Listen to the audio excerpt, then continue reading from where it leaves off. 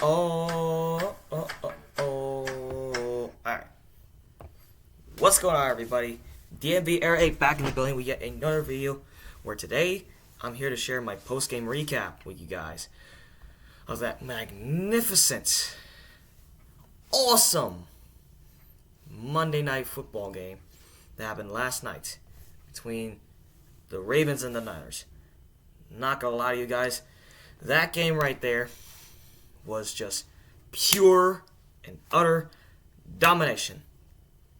Now, if you saw my reaction video last night after the game, I was just out of breath, but relieved that my guys played so well enough that if they'll put themselves in this situation where they only need one more win to get the division, but not only the division, but the top spot in the AFC. So, let's talk about this game right here. Oh boy. Let's start with that defense. That Ravens defense went out there and they imposed their will. They suffocated throughout the entirety of the game. They went out there and got a total of 5 interceptions. 4 from Brock Purdy, 1 from Sam Darnold. Take a look at the stats right there. They were just blitzing, but not like the Whit Martindale defense. But they were just getting 4-man rush on Brock Purdy all day. But it's not just the pass rush that showed up and the linebackers. The secondary. Kyle Hamilton, 2 interceptions. Marlon Humphrey got a pick. And most of all, how about Brandon Stevens? Ooh, yes, and of course, Marcus Williams. These guys, we cannot afford to lose by the end of the year. I understand that Kyle Hamilton got hurt, but I'm confident that the injury is not severe, as he went out there last night and got 2 interceptions. Way to go, man. For that pass rush to go out there and impose their will on that Niners offense, stopping the run game, well, not entirely stopping the run game because, to be honest with you, Christian McCaffrey was going off, but to slow down the receiving core and to get to Brock Purdy, not once, not twice, but 3 times. Matter of fact, made that 2 times because both of these sacks were on one drive. And in total, we got 4 sacks because those 2 sacks on Sam Darnold were huge. Now let's go to the offense.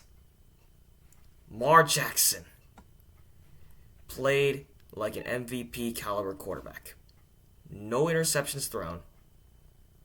2 TDs to Aguilar and Flowers. Passer rating of 105. Led the way with 45 rushing yards on 7 carries.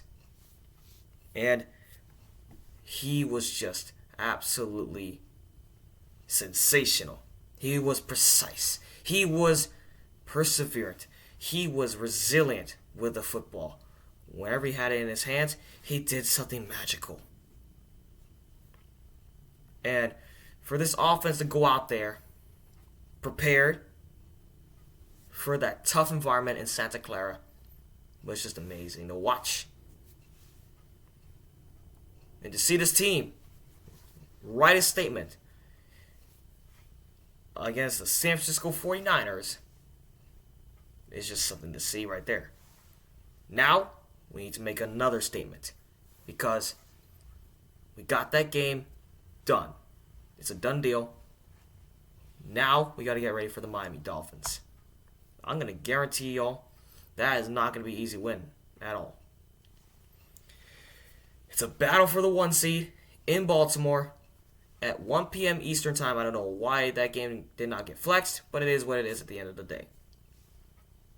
But coming into this game against the Dolphins will be tough. But I don't want to get into all that. that's another video for my preview thoughts. We're here to recap the game. So offense ran the ball all over that Niners defense. They were able to hold off Nick Bosa, Chase Young, Fred Warner for a while, Trent Greenlaw, and that secondary. That was just absolutely phenomenal. Nothing needs to be said more than how elite this offense can be. Earlier before the game, I knew we were going to get doubted from the start. People were going to write us off. But in the words of Geno Smith, we ain't writing back. And that's what the offense did, and the defense. It was a total team effort, getting the victory, and advancing to 12-3. Best record in the league as of now, because heading into next week, things can get shaken up. Lamar Jackson moved up to the top tier on the MVP conversation. Coming into this game, Brock Purdy was the favorite as MVP. Now he's all the way down to 5th because of his 4 interceptions thrown. I'm not going to lie to you guys. Brock Purdy might have played the worst game of his career. It was a bad game. It was a total dysfunctional game for that Niners offense. But Brock Purdy's still a talented quarterback. It's just that he had a bad game last night.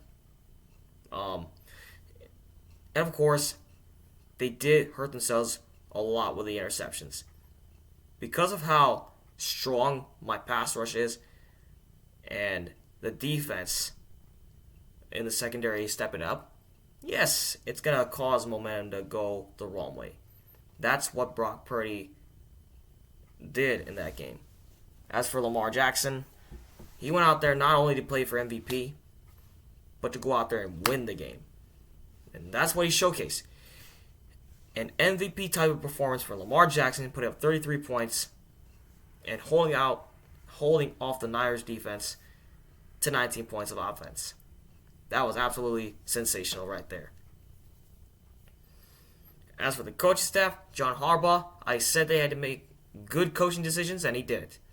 Very smart coaching decisions, matter of fact. So, that's my recap. Now I'm going to get into one playoff scenario and one playoff scenario only. The Ravens don't need any more help at all. They don't need anybody to beat another team to get the division or the 1 seed. There's only one thing that they need to do in order to get the 1 seed. Beat the Miami Dolphins. That's it. No excuse whatsoever. Go out there next week and beat the Miami Dolphins. No excuse, man. But anyway, that's my quick recap right there. The Ravens defense showcased why they are one of the best defenses in the league. The offense showcased why they're one of the most resilient offenses in the league.